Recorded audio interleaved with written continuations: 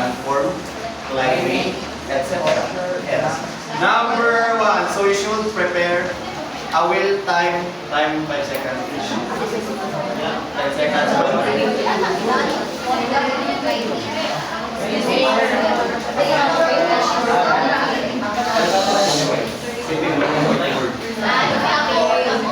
Yes.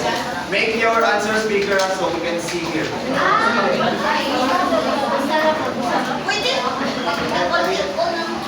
Yes, as long as I can see it. Okay.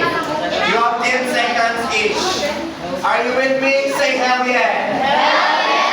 Hell yeah. Hell yeah. Here you go. Number 1. A region remains sparsely populated because of the land is permanently frozen, making farming and construction difficult. 5, 4, 3, 2, 1,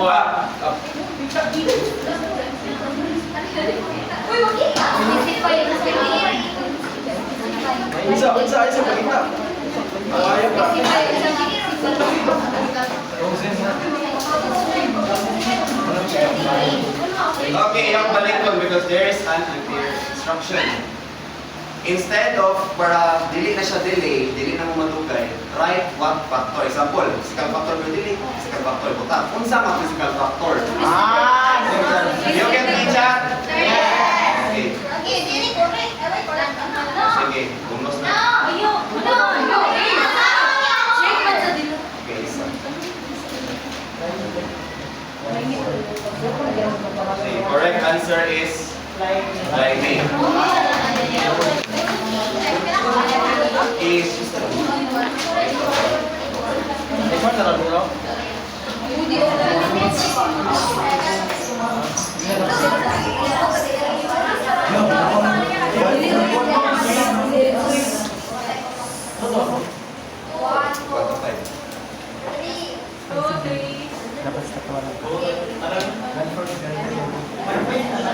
okay, so para mas clear, I will read or you will read the question and you have 5 seconds to answer. Is it clear? Yes. Not fast enough? Yes. Okay. Okay. Next question. Over time, a coastal area developed dense population after it became a major center for the trade and international shipping. Let's take a search now. Oh. Okay, time's up. Ups. Up. Wait. Okay. 5 seconds to answer. Okay. Ekonomiya, sir. Economics. Nadiling mo isa. Huwag mo ikaw, time's up, isa na tayo. Wala nag-delay. Gets? Yes. O niya na mo answer, ika-after na ko o basa. Huwag mo na ko time's up. Gets? Okay. Next question. Later na masuwat, after na bumabasa sa question. Very few people settle in this area due to frequent volcanic eruptions and unstable ground conditions. Go! 2, 3, 4. Time's up. Up.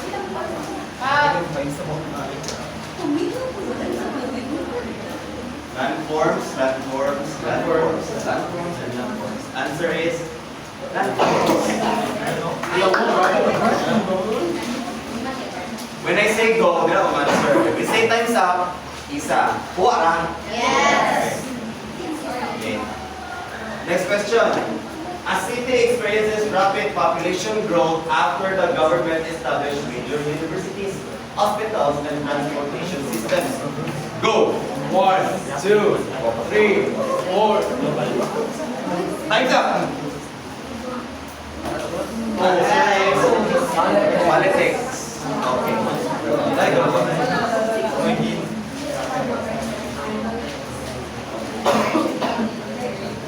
Next. Despite its large land area, this region has a low population because of extremely hot temperatures and limited water supply. Go! Oh, I did not say. Time's up! It's climate. Kita mo, kita mo. When you go, answer. Bola, isa. Chat, common sense lang. Thank you. Goes to what? Up. Okay. Okay, next. A town attracts many migrants because of employment opportunities created by factories and business districts. Go. Time's up.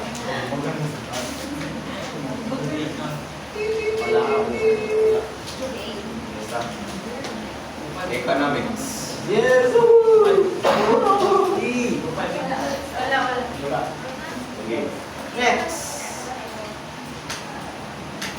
Population density is low in this area because it is located in a high altitude mountain range with steep slopes and poor accessibility. Go! Time's up. Answer is landforms. Isip na chat no?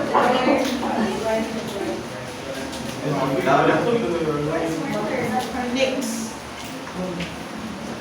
One small settlement expanded quickly after it was declared the national capital administrative center. Go! No, I didn't say it. Time's up! Politics. Politics. Politics. Answer is politics. Okay. Few permanent residents live in this area because long periods of heavy rainfall often result in flooding and landslides. Go!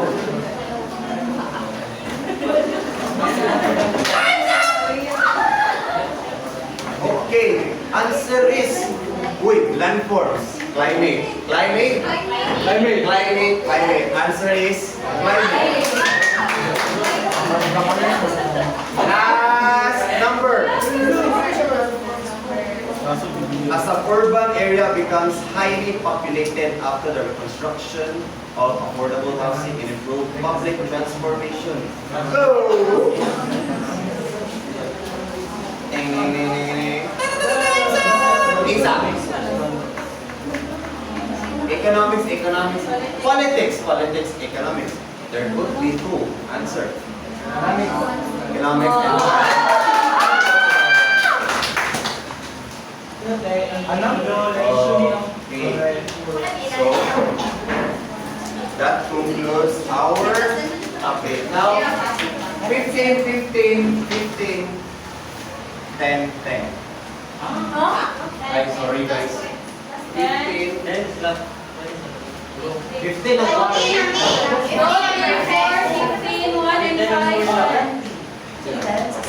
those who got perfect got 15. Okay. And those who did not got 10.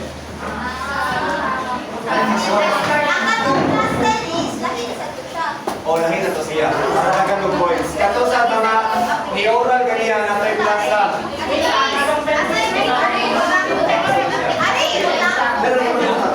Para natin mag-points.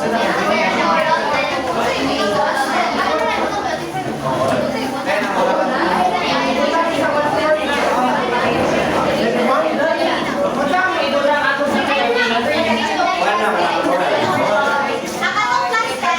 Plus, ang atong kaniya sa first kay activity to. Yang atong usa kay okay lang quiz na group 1. Para okay lang quiz practices group 1 para